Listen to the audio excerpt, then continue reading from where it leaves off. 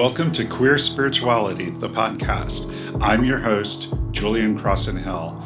This podcast is about an idea. It's the radical idea that queerness is a gift and that the divine celebrates it rather than merely accepts it.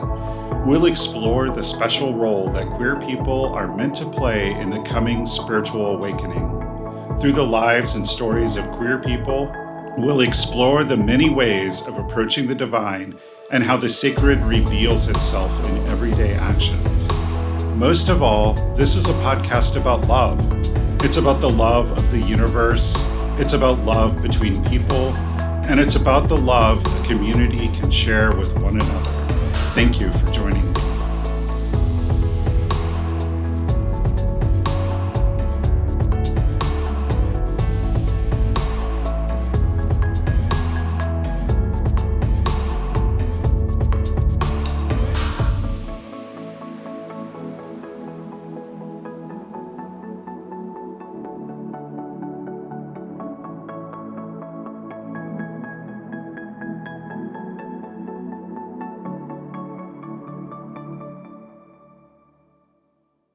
Hi, and welcome to another episode of Queer Spirituality, the podcast. I'm your host, Julian Crosson-Hill, and today I'm welcoming a very special guest.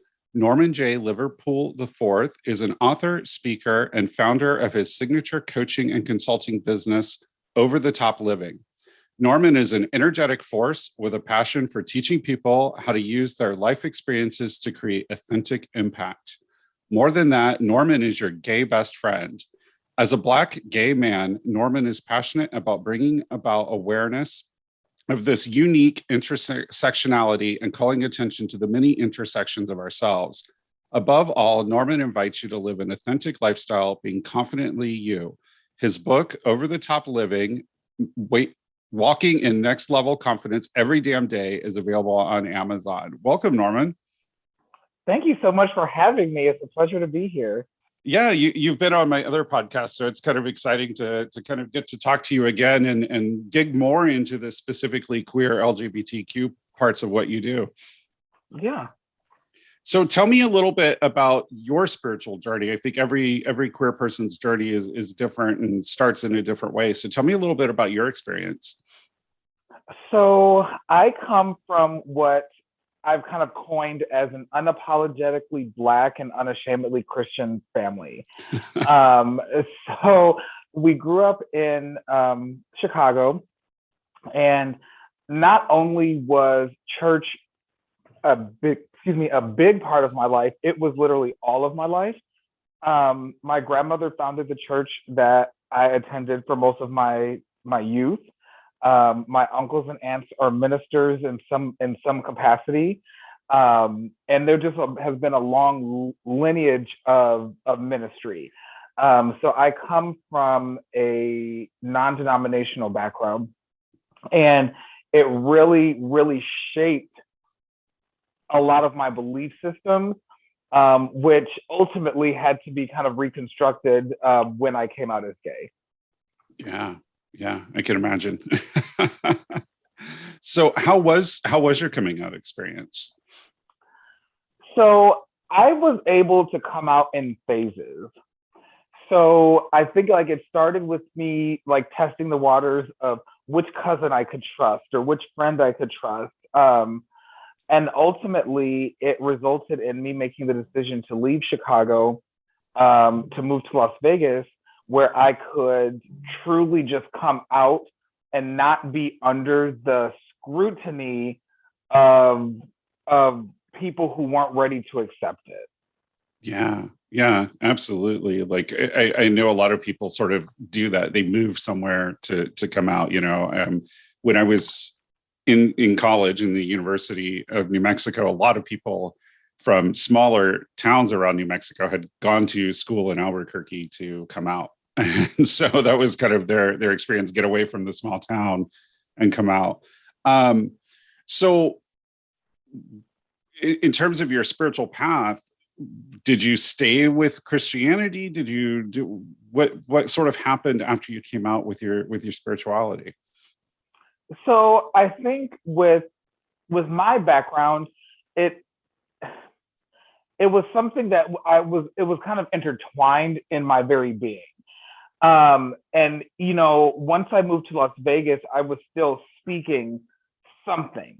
But I do believe that I've evolved simply because there was so much trauma that was put upon me by when I say the church, I don't really mean that as a general term, because I can't speak as a blanket across, but just in my experience.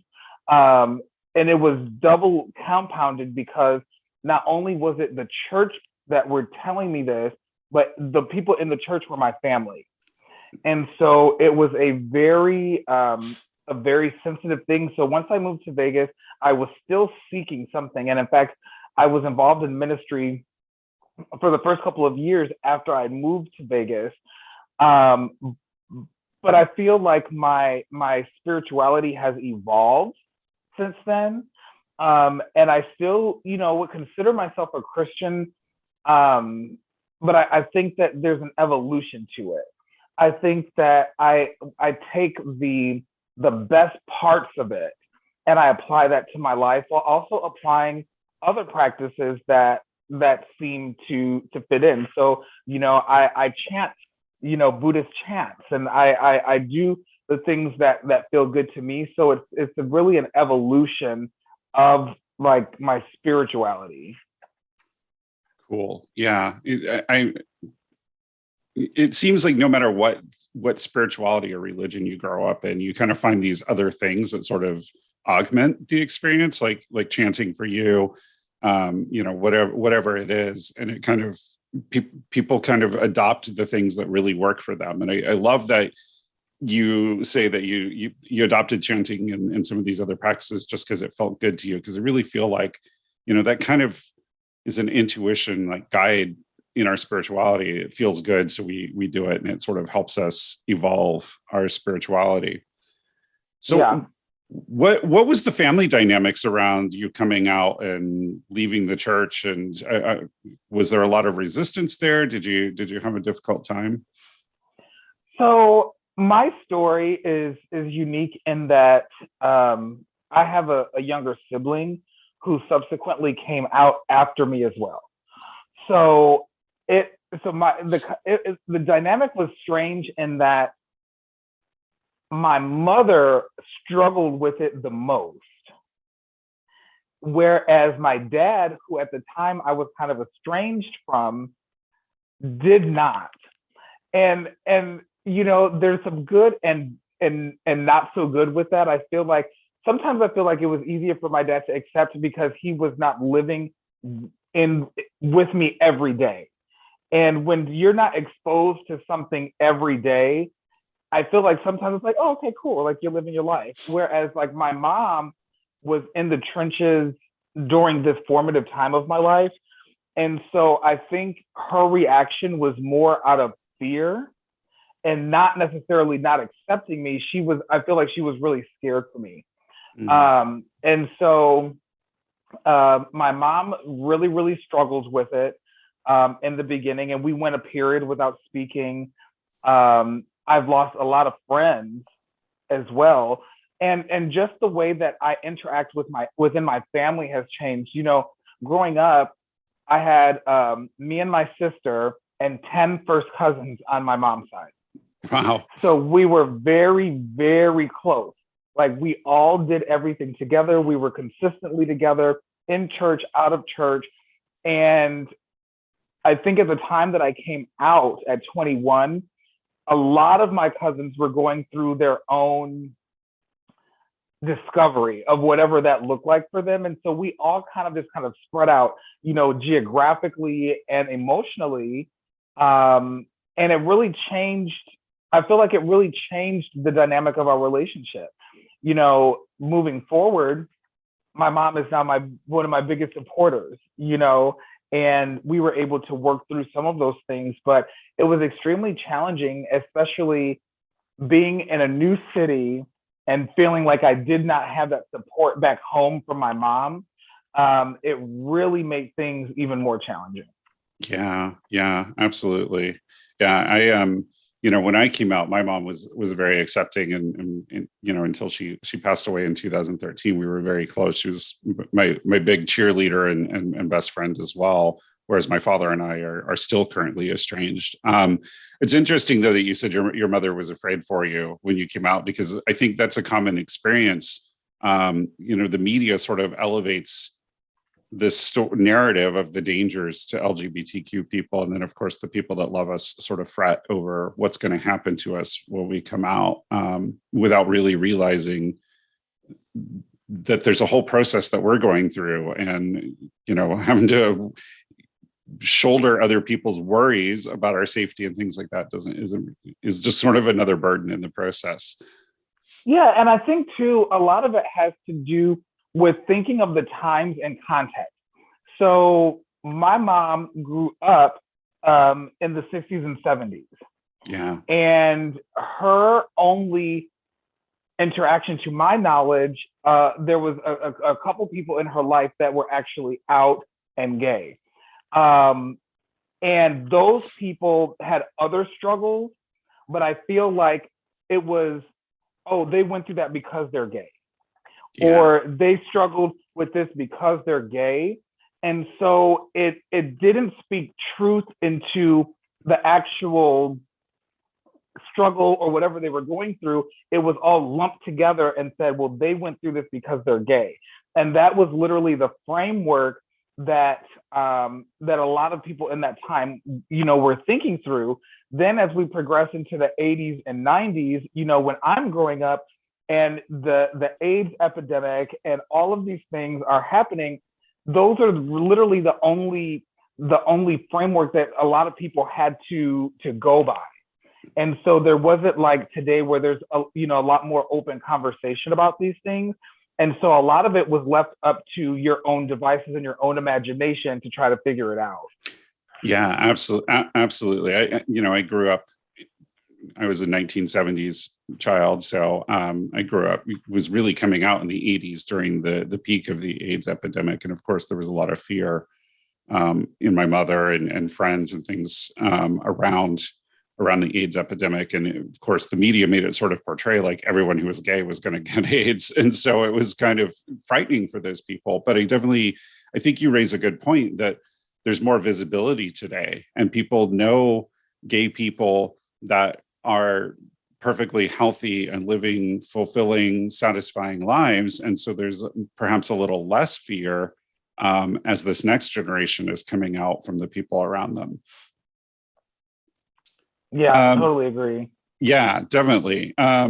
So one of the things that I think is really interesting is this experience of coming out and having grown up in the church, because I think it's a very common experience for LGBTQ people to go through that. And there's sort of often this sort of backlash that people go through where they want nothing to do with spirituality, with religion, with God, because of the trauma that they experienced growing up. And so how do you sort of in your work address that for people, or sort of help them open that doorway to more fulfillment and more connection to a higher power? I think that the very first thing is that we have to disassociate, but like it can't be me against the church, if that makes sense, or the church against me. So I think that we have to kind of disassociate from that, and if that is a path that someone is wanting to pursue, now at least in where I'm living, like there's different avenues to express that.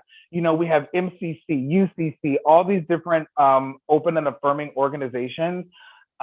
Even within the Buddhist community, there's a huge LGBTQ plus movement that's going on there as well. And so I think where the struggle comes from is disconnecting from all of the things that we were taught, that we knew, that we were taught to believe, and creating and forging something new. And for me, it was really scary because I didn't know anything else. And my salvation, if we'll use that term, or the level of my spirituality, I felt always was gauged by my grandmother, who was my pastor, my uncle who was my pastor.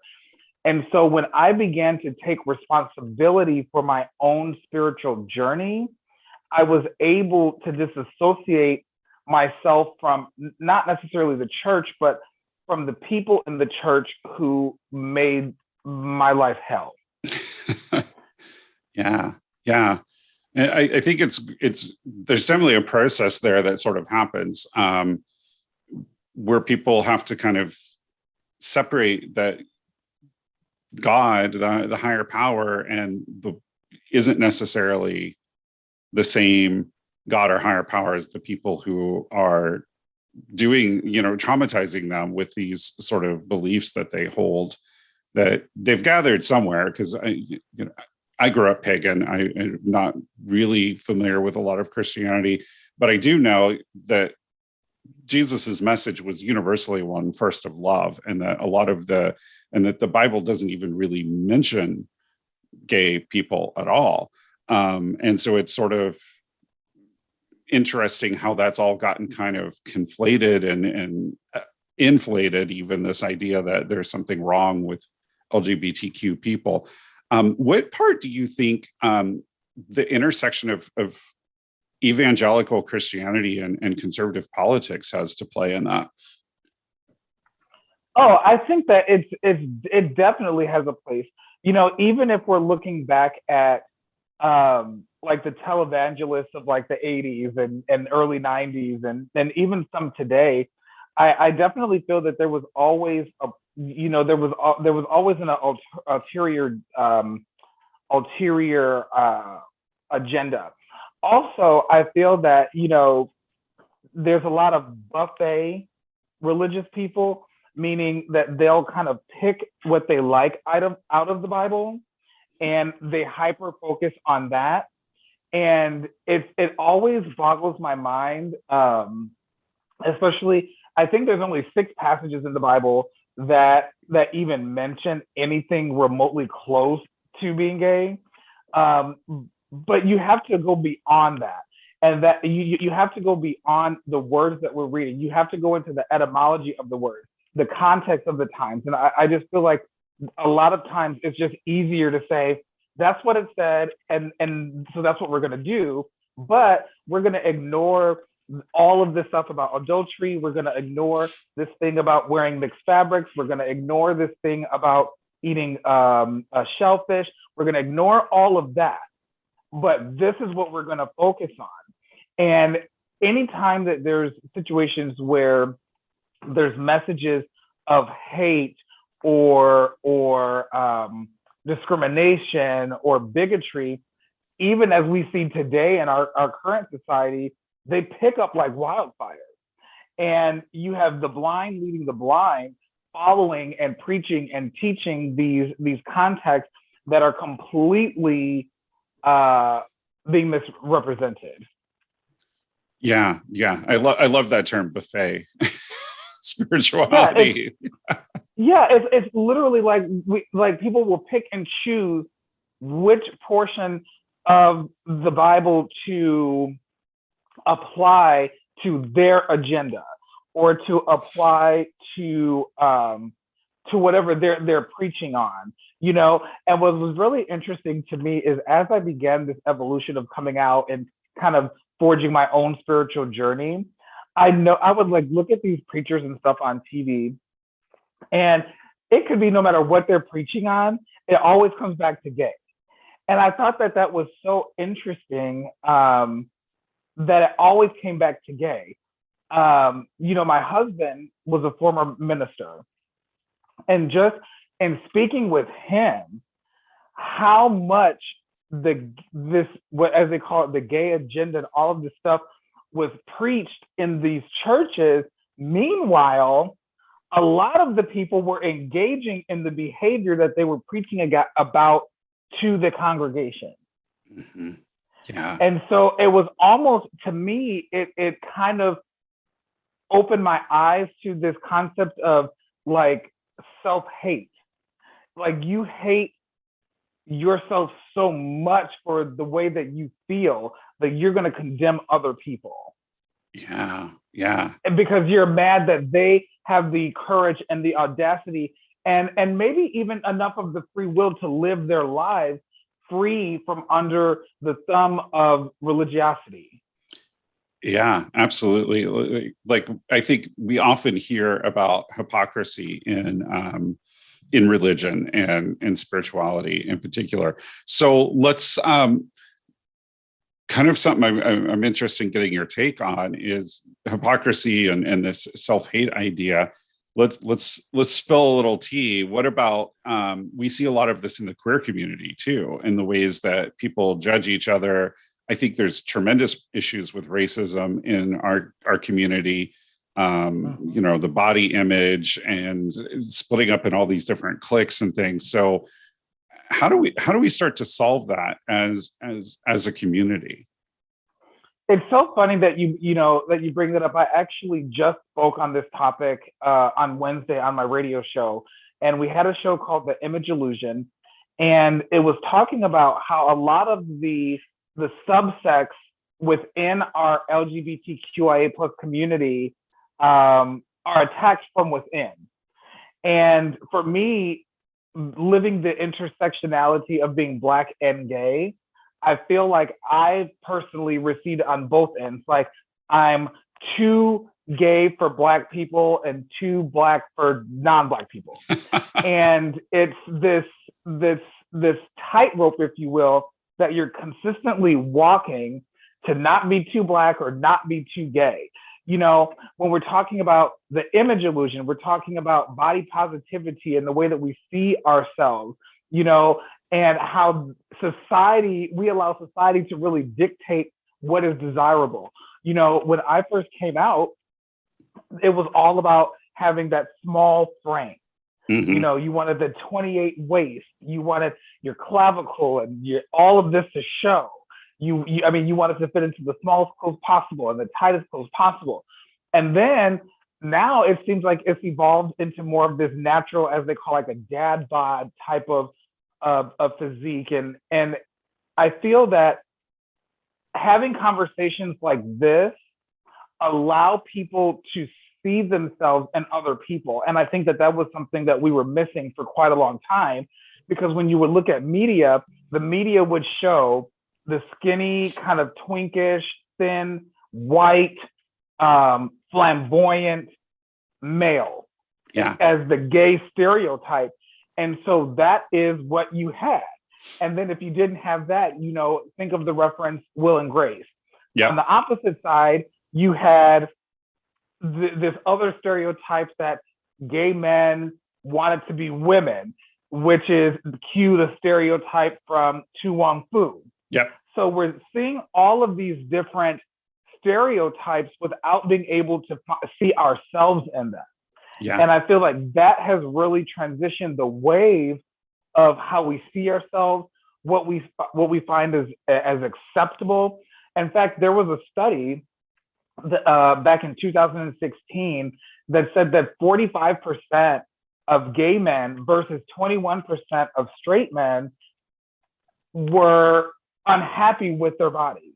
Had body issues. They weren't pleased with how muscular their body was, and they were over obsessed with trying to eat healthy and all of these things based on the norm that society put out. Yeah. And the incidence of eating disorders among gay men is very, very high. They make up a very disproportionate amount of eating disorders among men. Right. I totally really relate to what you're saying. When I came out in the 80s, I was very skinny. I was, 6 foot with like a 29-inch waist. And of course, in the 80s, it was all that real buff, like Rod and Tom Paris, or Rod and Bob Paris. I forget their names, but they were the bodybuilder couple that was really popular in the 80s. And everyone wanted to be big and buff. And I was this little skinny guy. And then I hit middle age, and that's when skinny got into into style, and I was not skinny anymore. So, I've always kind of been not in the thing.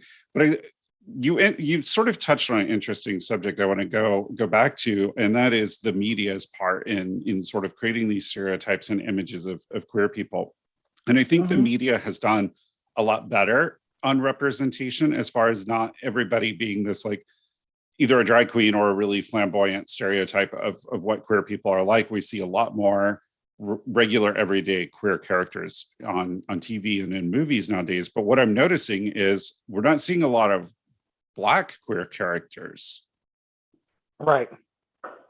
Yeah. I think that even today, there is a stigma. Okay, I'm just going to go there.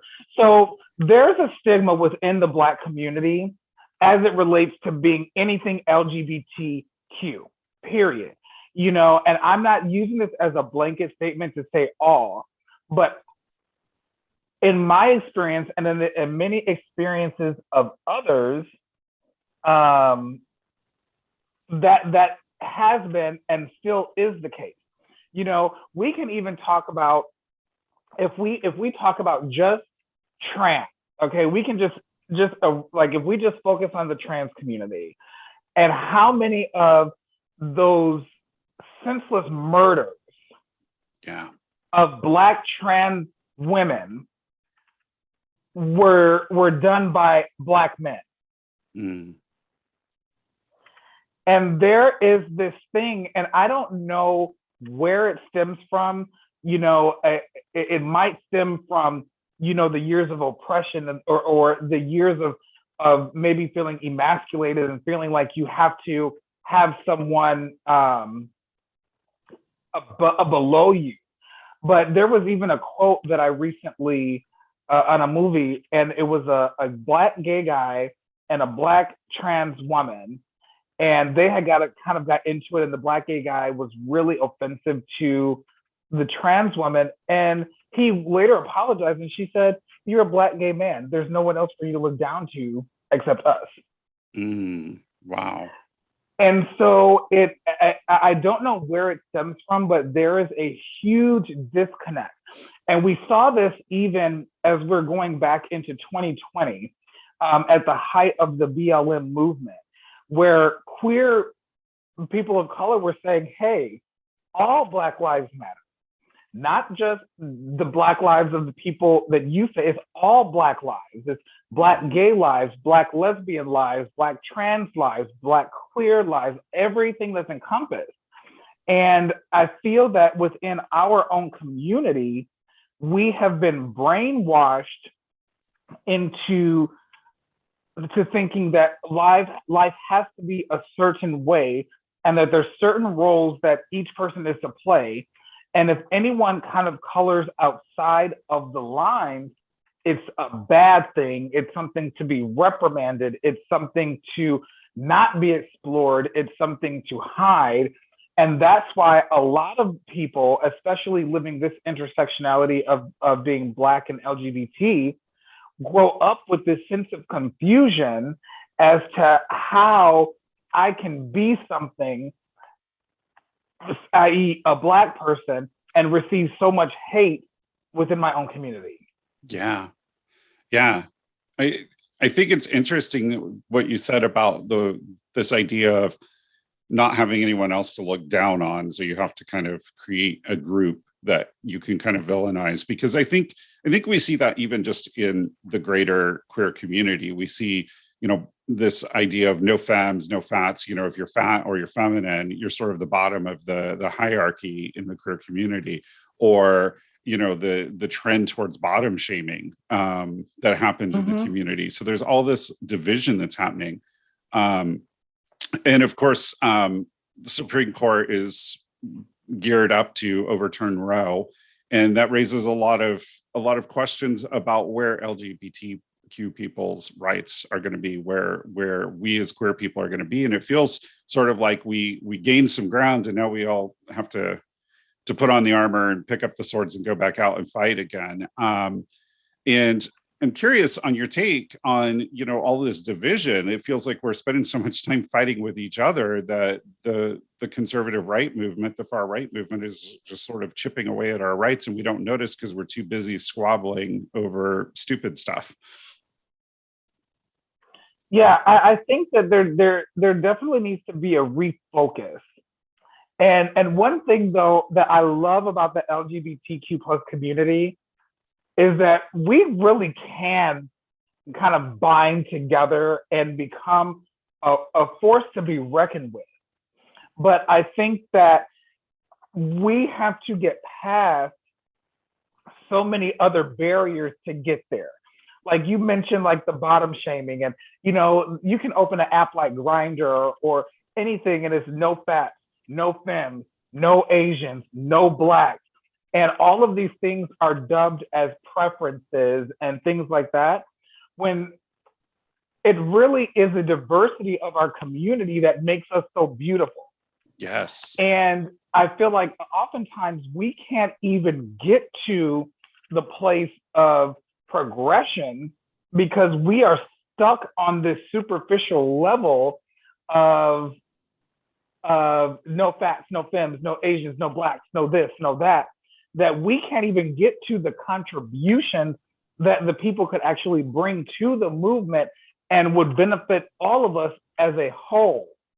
We get so stuck on these titles and these labels, and it really causes us to become stagnant, because it's like we're in this hamster wheel, like we're running, but we're not really sometimes getting anywhere because we're not accepting the full contributions of everyone within our community.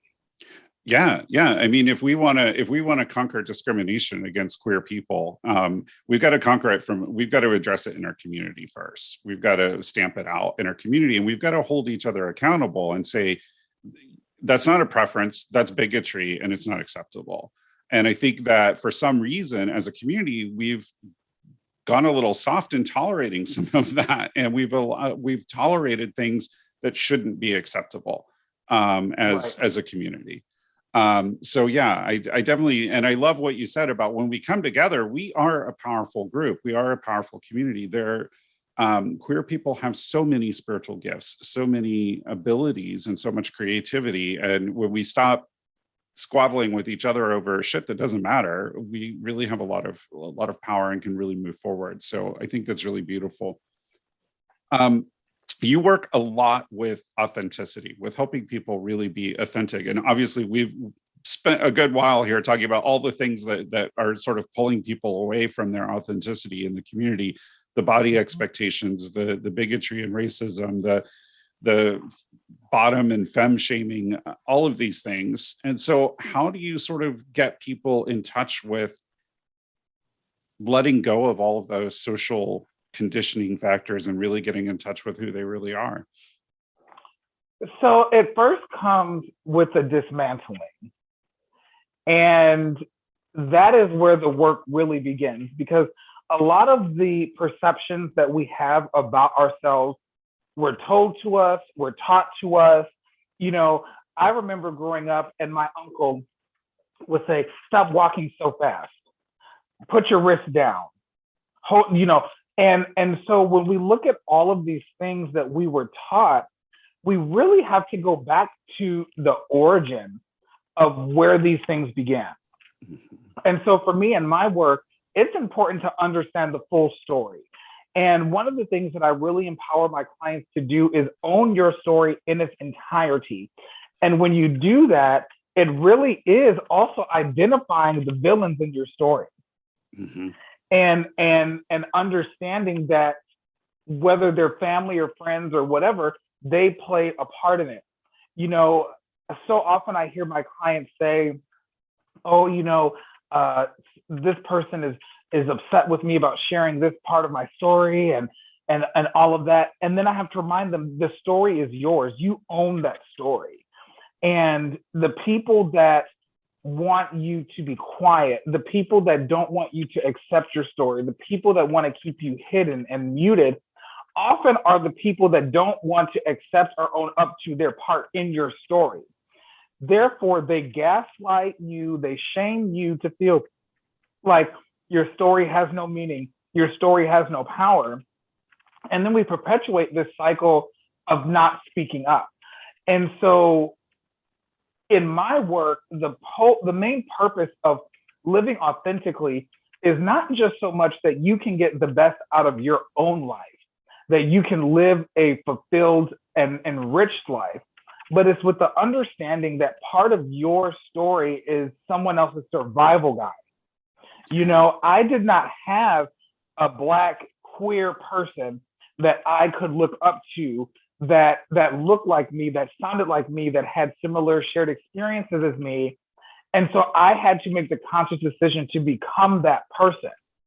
And when you make the decision to become that person and live out loud and live authentically, it sheds light in some areas that we are taught to keep dark. It sheds light on family dynamics that we need to now go back and set or reset or maintain boundaries around. It will shed light on friendships that have been one-sided and relationships that we've allowed to continue simply because they're familiar. And I think that there is sometimes a period of separation or even a touch of isolation that's required so that we can reintroduce ourselves to ourselves aside from the things that we're taught, the things that we believe, or the things that we actually feel that we may know about ourselves. Yeah, that's really powerful. I love some of the things you said in there, and in particular, you mentioned sort of identifying the villains and then resetting those relationships, and particularly setting those and maintaining those boundaries, because I think this gets tricky for people who are queer spiritual people, you know, that are subscribing to some spiritual outlook, because we've sort of get taught in spirituality that we need to love everybody, we need to be compassionate, we need to be forgiving. And people sometimes lose sight of the fact that you can forgive someone and still maintain a boundary, or you can forgive someone and just be like, I don't want to be in your energy. I forgive you and you can move on, but I'm not going to come be around you so you can do it again. And so forgiveness does not equal being a fool. Yeah. Yes. Do you know what I'm saying? Yes. I can forgive you. And most of the time, and I believe 90%, if not more, of forgiveness is for me. It's right. Because half of the time, the times that the people that we're stressed out about, they're living their lives, sleeping well. We're the ones over here with anxiety, you know, struggling, not, you know, can't figure out how to move past the negative experiences or the trauma. But just because I forgive you does not mean, one, that I forgot, and it doesn't mean that I'm a fool. Right. I forgive you so that I can move forward and heal that part of my life. But you still did what you did. And while people can change, be a changed person for someone else. Because sometimes forgiveness is acknowledging that that is the end of that relationship. Yes, I agree with that 100%. And, you know, I didn't always understand that. I had to learn it myself. I don't really have anything to do with my father. And when my mother was sick, she passed of cancer. And when she knew the end was sort of coming, she had this whole conversation where she was like, your father's going to regret and he's going to feel lonely when he gets older. And I really want you to stay open to healing that relationship. And so I tried to do that for a while. And then I just went, why am I doing this? It doesn't upset him. I'm the one who goes home upset after interacting with him. And I just was, you know, I've forgiven him and I've sort of forgotten about a lot of it and healed a lot of those wounds, but it doesn't mean I'm going to hang around with him and do it again. You know, my father is homophobic. He is bigoted. He has very old-fashioned ideas that he knows better, but they're comfortable to him, so he doesn't want to change them. And the best thing for me to do is to maintain that boundary and just be like, okay, that's the end of that relationship. And yeah. I think that that's hard for people sometimes to learn, and particularly when you get things like, you know, a sick parent who says, oh, I really want you to make good with this other person. And we have to realize that even though we may love that person who's requesting that, it's still about our own health and our own fulfillment and satisfaction. And sometimes we have to say, I love you and I hear your request, but I can't honor that. Because I know, my husband struggled for a very long time with his family. He'd had a father who was abusive growing up and was very estranged.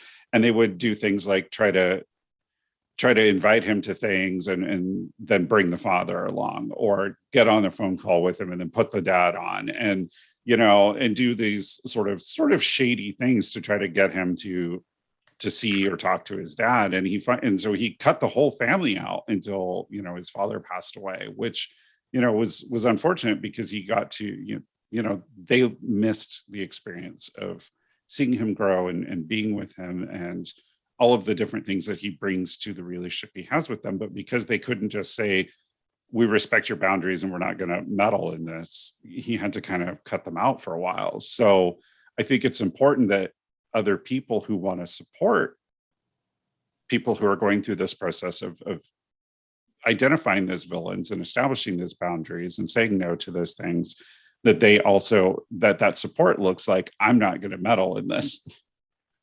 Yeah, and the thing is, what is the purpose of meddling?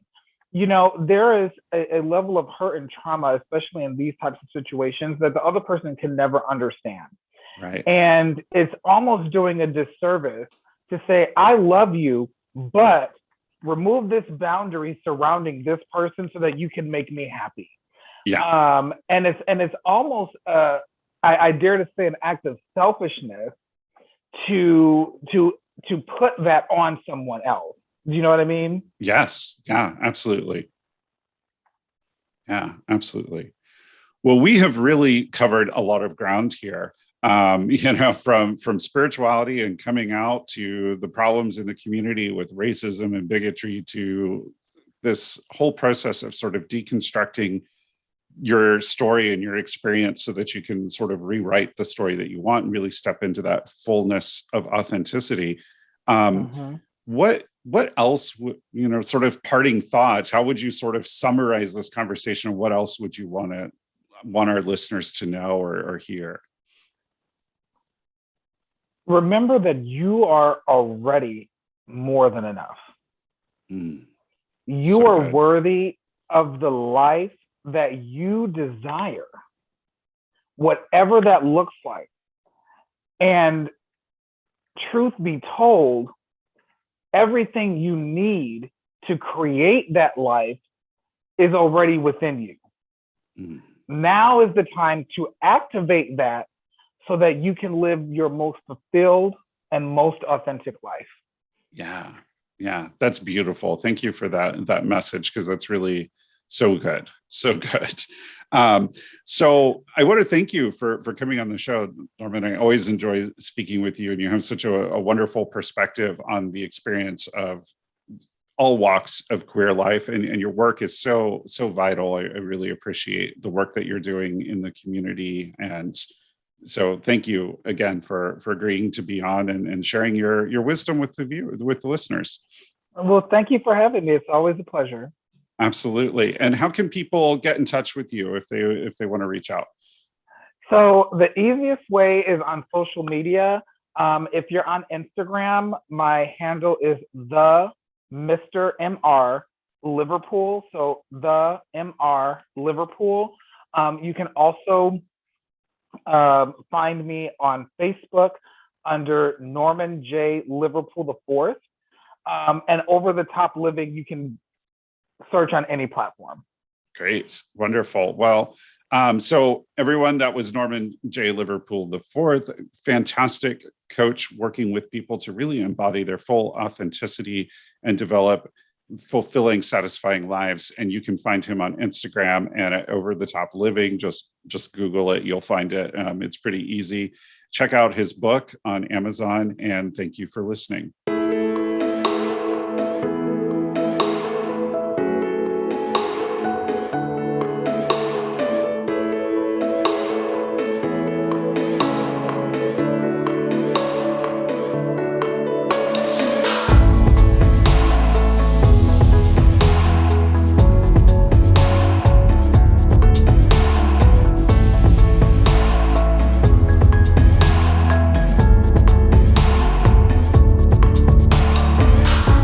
find my blog and past episodes of this podcast at www.queerspirituality.net. That's www.queerspirituality.net. Let me know what you think on Instagram at queer_spirituality, or continue the discussion with like-minded people in the Queer Spirituality Facebook group. You can find it linked from the Queer Spirituality Facebook page or on the homepage of the Queer Spirituality website. Bright blessings.